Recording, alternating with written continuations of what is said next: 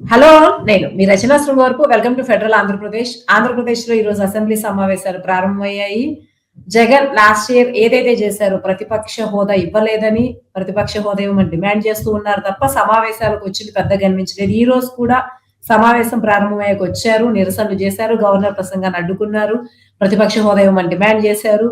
నిరుద్యోగ భృతిని government point out చేసి అనేక విషయాల్లో 10-11 నిమిషాల్లోనే మళ్ళీ బయటికి వెళ్ళిపోయారు. అక్కడి నుంచి తన నివాసానికి, తాడేపల్లి తన నివాసానికి వెళ్ళిపోయారు.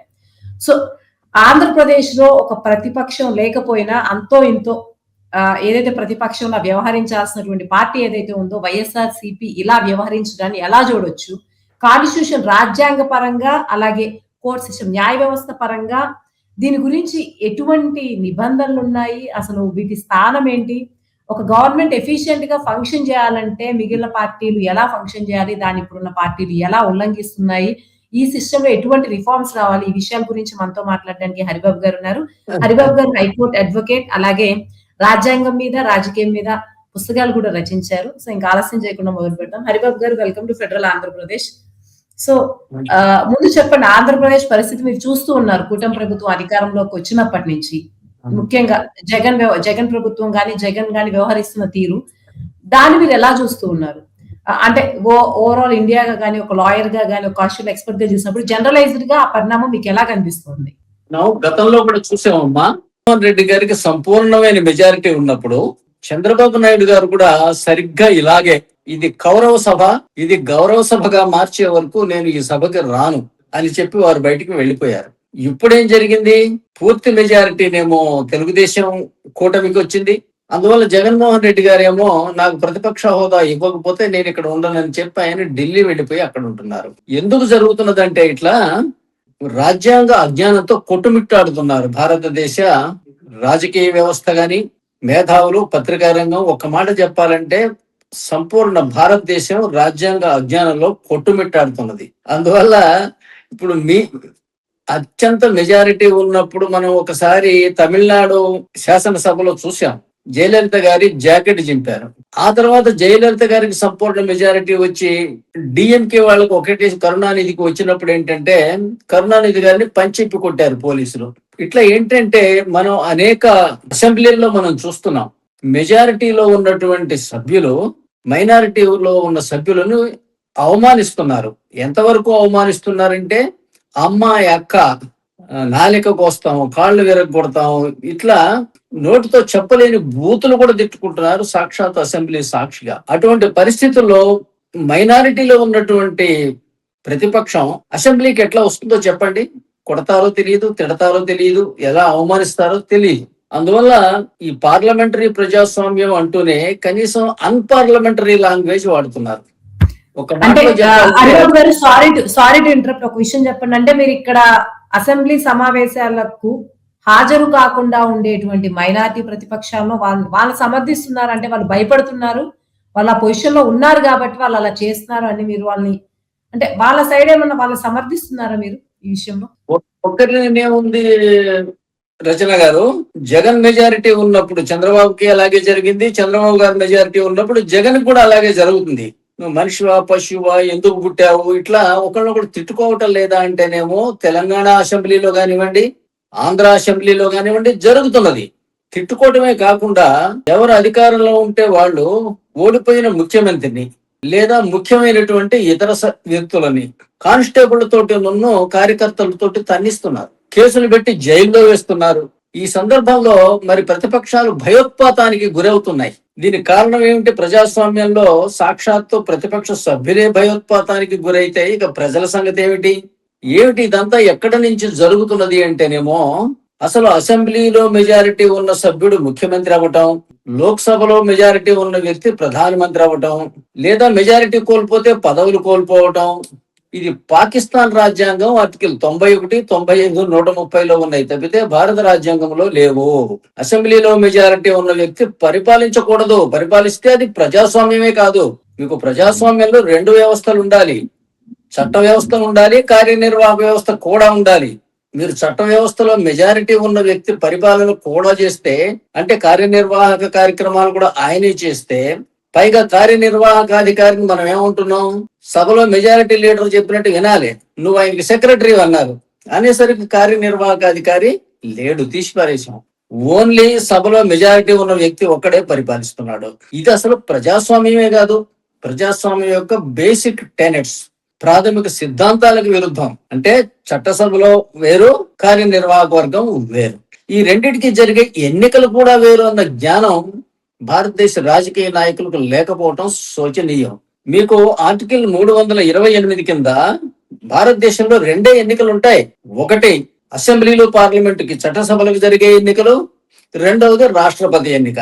రాష్ట్రపతిని భారతదేశంలో ఉన్నటువంటి అందరు ఎమ్మెల్యేలు, లోక్సభ సభ్యులు, రాజ్యసభ సభ్యులు అందరూ కలిసి విప్పు కూడా జారీ చేయకుండా నిఖార్సుగా ఎన్నుకుంటారు. ఎన్నుకున్నది ఎందుకు? గదిలో పెట్టి బంధించి నువ్వు ఇక్కడే ఉండు, బయటకు రాబోకు, మేము చూసుకుంటాం అంటానికా?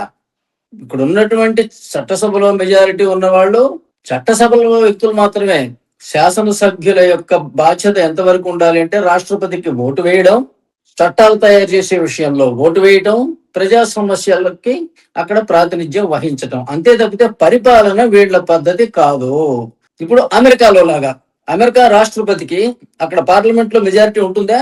ఉండదు, ఉండకూడదు కూడా. ఇప్పుడు మెజారిటీ ఉంటే ఏంది, ప్రతిపక్షాలను పేక పిసికి పారేస్తారు. మిమ్మల్ని చట్టసభలోనూ అడిగే నాదులు లేడు, మొత్తం మీరే. బయట అడుగుదామనంటేనేమో పోలీసులు అధికారులందరూ మీరు చెప్పినట్టు వింటారాయా. మమ్మల్ని ఎక్కడ ఏ కేసులు పెట్టి లోపలేస్తారో తెలియదు, పారిపోక ఏం చేస్తాం?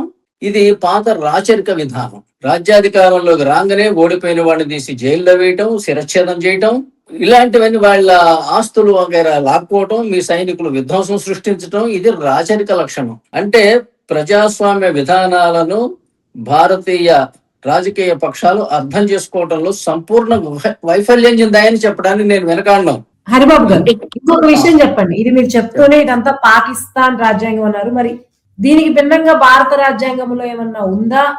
ఎందుకు మీరు అన్నట్లు ఇది విరుద్ధమైనా సరే దీన్నే ఎందుకు ఫాలో అవుతున్నారు? ఎందుకంటే ఒకళ్ళు ప్రతిపక్షంలో ఉంటారు, ఒకళ్ళు రాజకీయ పక్షం అవుతారు, ఇద్దరు ఎఫెక్ట్ అవుతారు. కాబట్టి ఎప్పుడు ఆ థాట్ ప్రాసెస్ రాలేదా? అసలు మన రాజ్యాంగం ఉండగా పాకిస్తాన్ రాజ్యాంగంలో అది తీసుకోవడం కంఫర్ట్ కోసమా, ఇంకేమైనా కారణాలు ఉన్నాయి?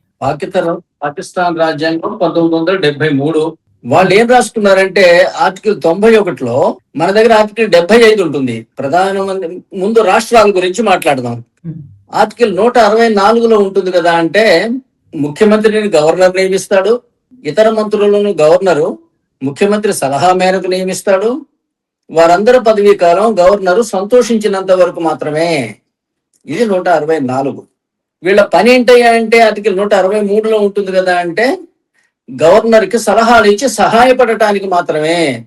అది కూడా గవర్నర్ స్వీయ నిర్ణయాలు అవసరమైన విషయాలలో సలహా ఇచ్చే అధికారము మంత్రులకు లేదు అని ఆర్టికల్ 163 క్లాస్ 2 చెబుతుంది. కానీ పాకిస్తాన్ వాళ్ళు ఏం రాసుకున్నారంటే ఎగ్జాక్ట్లీ మనది కాపీ చేసి ముఖ్యమంత్రిని గవర్నర్ నియమిస్తాడు అని దానికి పక్కన ఏం రాసుకున్నారు, కానీ అసెంబ్లీలో మెజారిటీ చూడకుండా గవర్నర్ తన అధికారమును వినియోగించరాదు అని రాసుకున్నారు. కానీ భారత రాజ్యాంగంలో అటువంటి క్లాజెస్ లేవు. ఎందుకు లేవు అంటే ఇవాళ ఒక రాష్ట్రపతిని భారతదేశంలో, సపోజ్ మీకు ఒక ఉదాహరణ చూడండి, తెలంగాణ ముఖ్యమంత్రి లేదా ఆంధ్ర ముఖ్యమంత్రి చూడండి, 100 మంది ఎమ్మెల్యేల సపోర్ట్ ఉంటే మీరు ముఖ్యమంత్రి అయ్యి మీకు ఇంతటి అధికారం వస్తే, మరి 4200 మంది ఎమ్మెల్యేలు 775 మంది పార్లమెంటు మెంబర్లు కలిసి ఎన్నుకున్న రాష్ట్రపతికి అధికారం ఉండదా? ఎందువల్ల? పైగా ఈ ముఖ్యమంత్రి ఎన్నిక అనేదేమో భారత రాజ్యాంగంలో లేదు. పాకిస్తాన్ రాజ్యాంగం 1973లో ఆర్టికల్ 130లో ఉన్నది, భారత రాజ్యాంగంలో లేదు. భారత రాజ్యాంగంలో ఉన్నది రాష్ట్రపతి ఎన్నిక మాత్రమే, ముఖ్యమంత్రి ప్రధానమంత్రుల ఎన్నిక భారత రాజ్యాంగంలో లేదు. కానీ మరి ఎందుకు జరిగింది అంటే, మరి అది మరొక ఎపిసోడ్. 1950లో మనకు రాజ్యాంగం అమల్లోకి వచ్చినప్పుడు అప్పటికే నెహ్రూ గారు ప్రధానమంత్రిగా బ్రహ్మాండంగా వెలుగొందుతున్నాడు బ్రిటిష్ స్టైల్లో.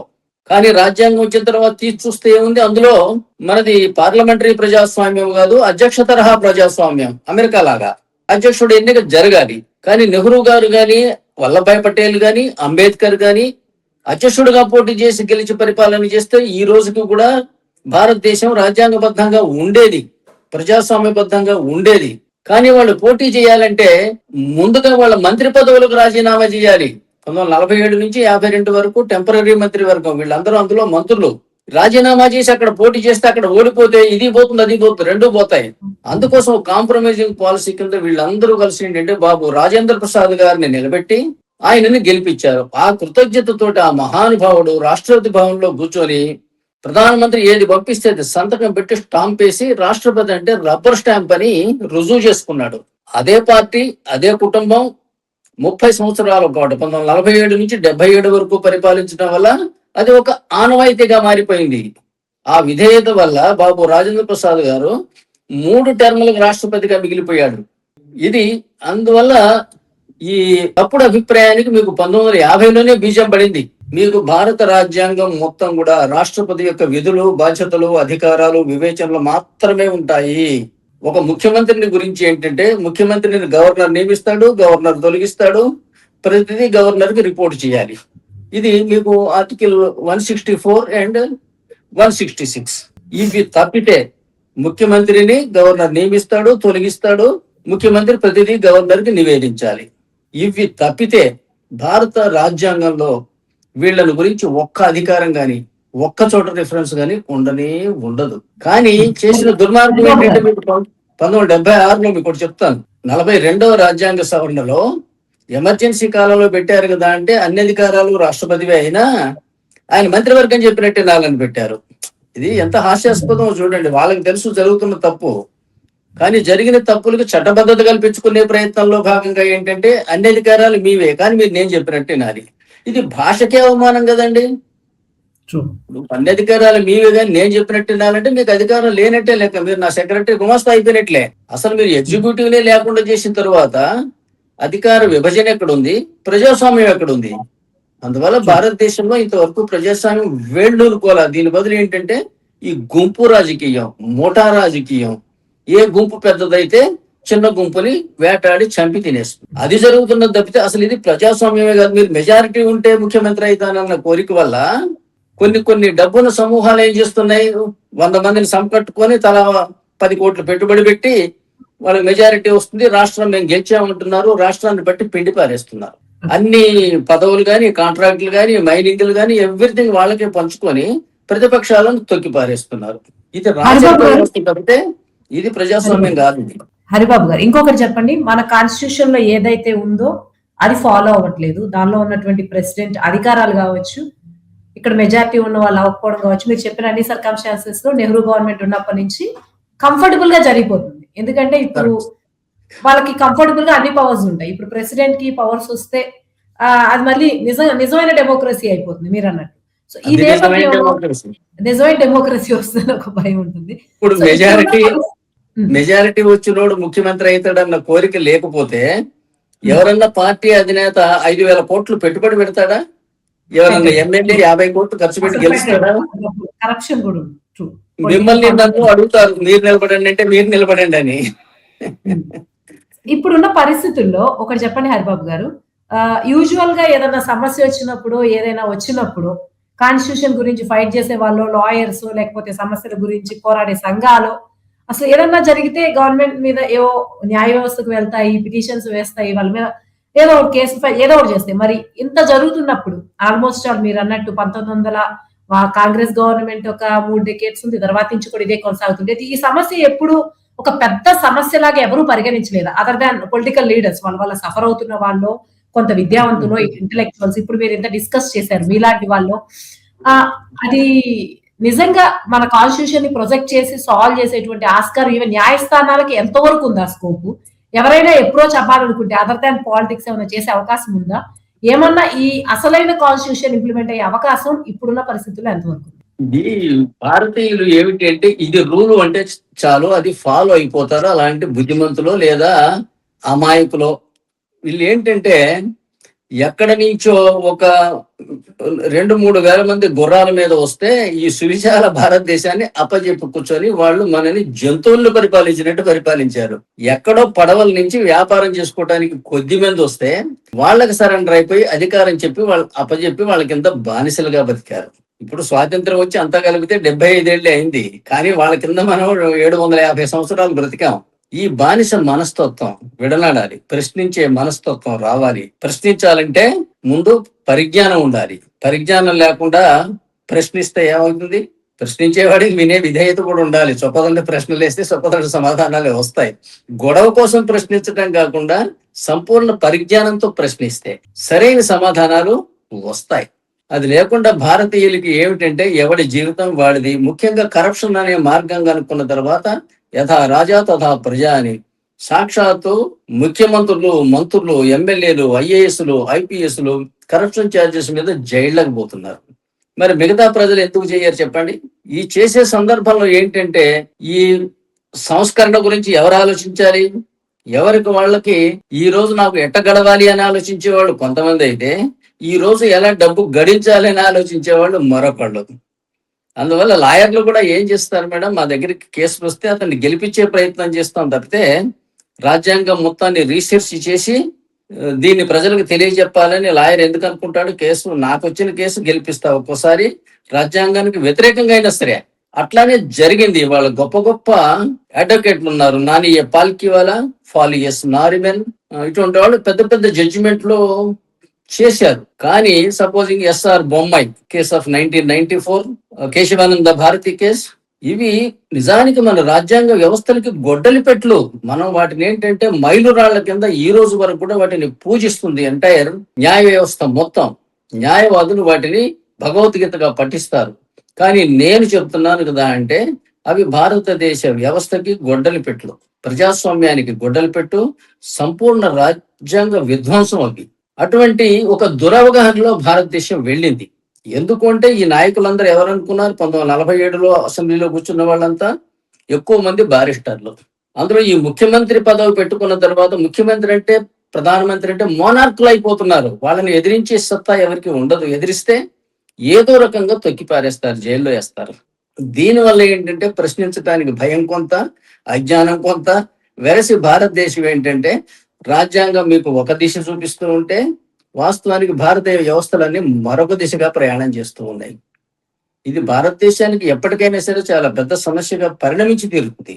ఇవాళ మీకు రాష్ట్రాల ముఖ్యమంత్రులు అంటున్నారు, ప్రధానమంత్రి మమ్మల్ని టార్గెట్ చేసి ఈడీ, ఇన్కమ్ ట్యాక్స్, సిబిఐ పంపిస్తున్నాడు అని. కొంతమంది ముఖ్యమంత్రులు అంటున్నారు, మా దగ్గర నుంచి 2 లక్షల రూపాయల ట్యాక్సులు మీరు వసూలు చేసుకొని అందులో మాకు 1 లక్ష కోట్ల రూపాయలే ఇస్తున్నారు, మిగతా 1,00,000 కోట్లు మేము మీకు ఎందుకు కట్టాలి అంటే ఇది కేంద్రం మీద తిరుగుబాటు చేయడానికి బీజాలు పడుతున్నాయి. ఇప్పుడు గతంలో ఉన్నటువంటి గొప్ప గొప్ప చక్రవర్తులు, రాజ్యాలు కూలిపోయినది ఇదే విధానం. సామంతులు మీకు కప్పం ఎందుకు కట్టాలని ప్రశ్నించడంతోనే ప్రారంభం అవుతాయి.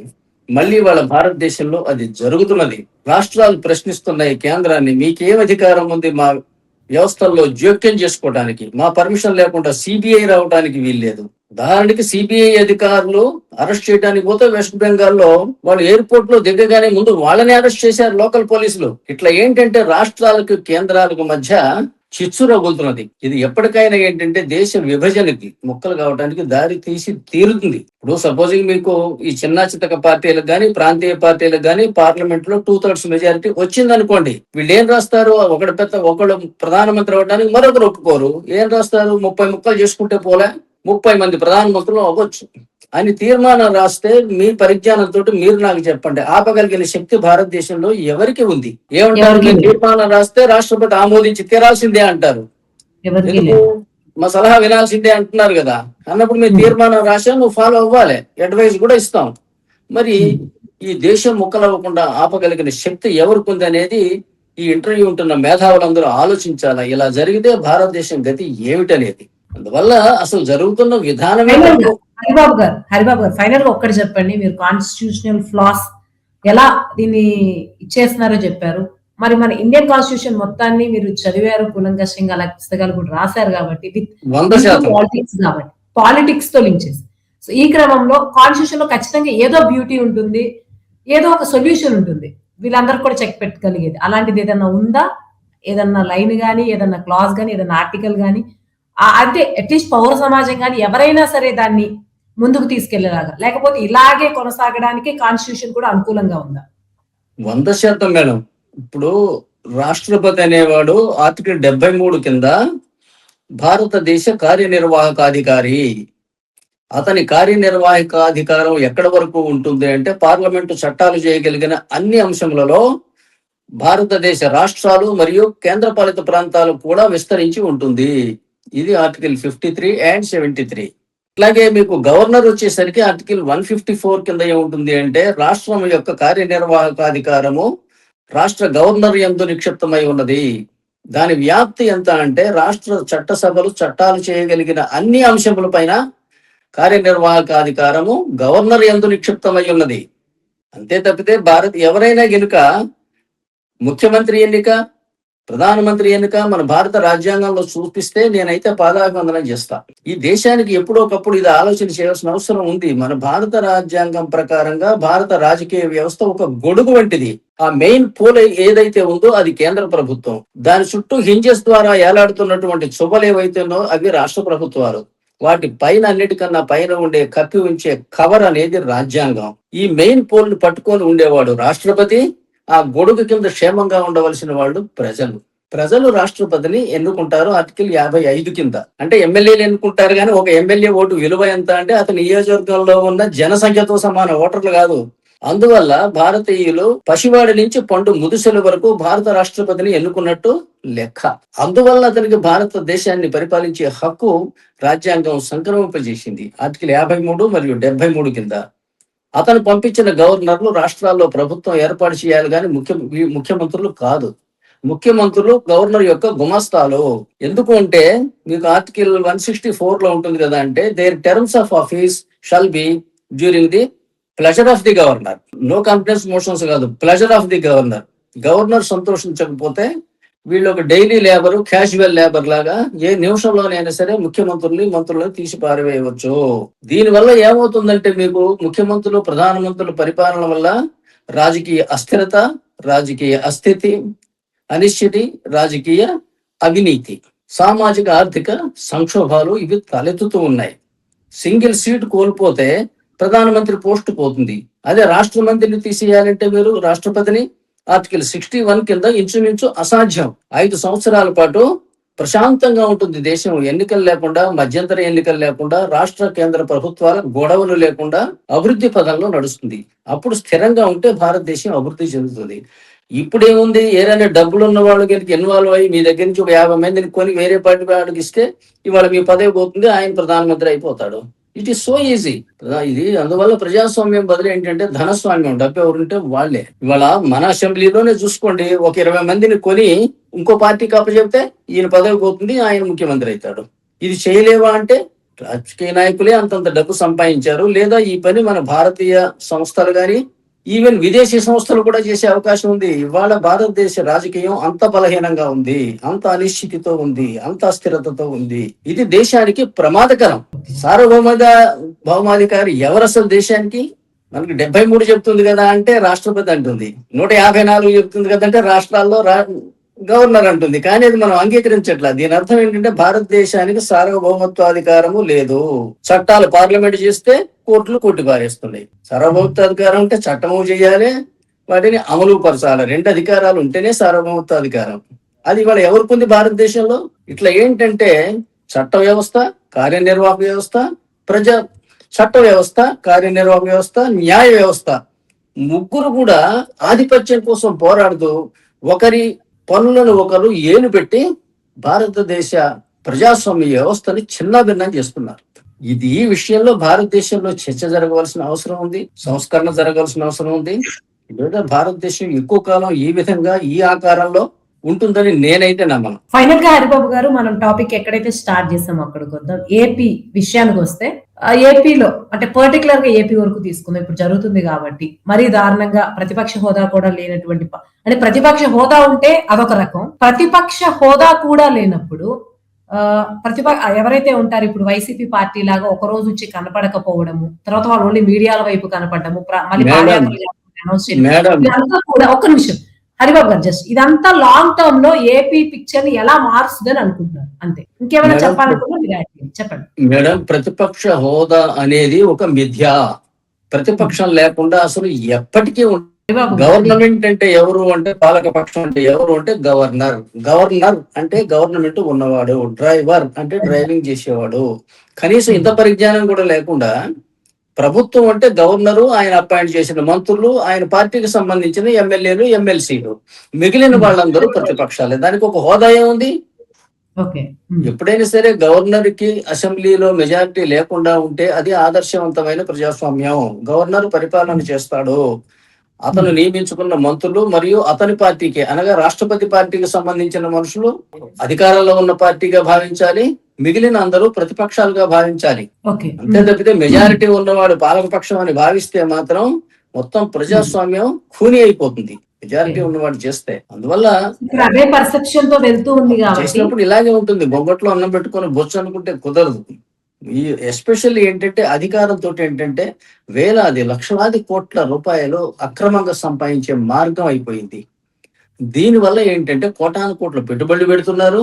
దానికి ఎవరైనా అడ్డం వస్తే ఇదిగో తిడతారు, కొడతారు, కేసులు పెడతారు, జైల్లో పెడతారు. దీనివల్ల ఏంటంటే ప్రతిపక్షాలు భయపడి పారిపోతాయి.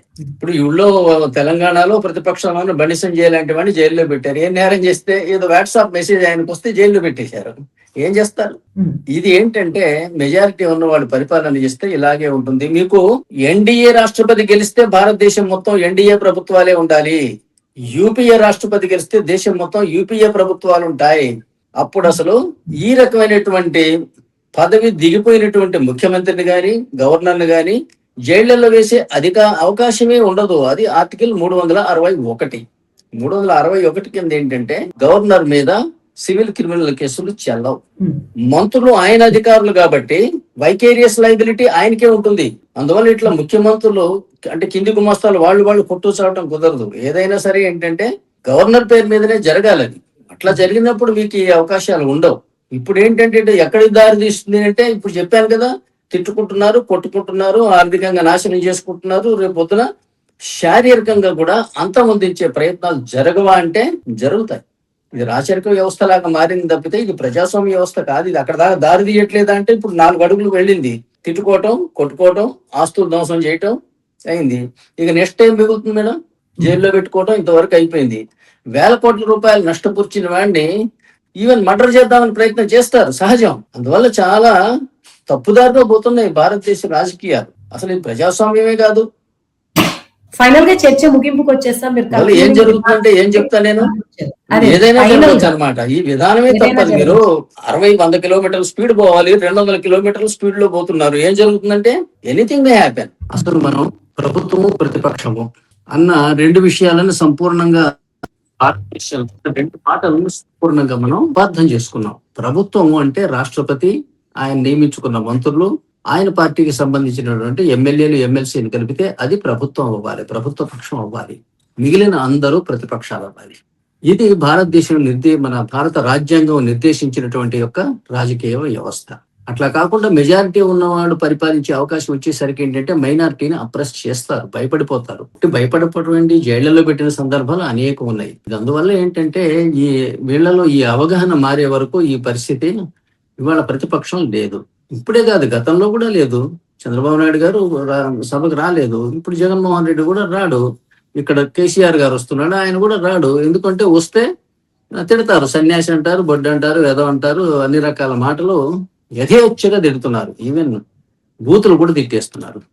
ఈ నేపథ్యంలో ఏంటంటే ఇట్లా సభలు నడపడం అనేది అసాధ్యం.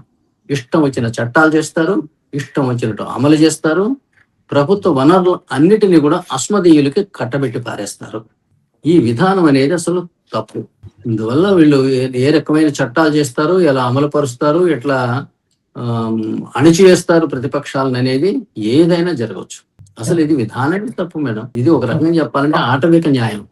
పెద్ద గుంపు చిన్న గుంపును నలిపేస్తుంది. అదే నడుస్తున్నది ఇక్కడ రాజ్యాంగం పేరుతోటి. బట్ ఇది రాజ్యాంగం కాదు, అసలు రాజకీయం కూడా కాదు. ప్రజాస్వామ్యం దాకా ఎందుకు అసలు రాజకీయం కూడా కాదు ఇది. థ్యాంక్ యూ హరిబాబు గారి టాపిక్ మీద ఇంత వాల్యుబుల్ డిస్కషన్ లో పార్టిసిపేట్ చేసినందుకు. ఇంతటితో చర్చను ముగిద్దాం.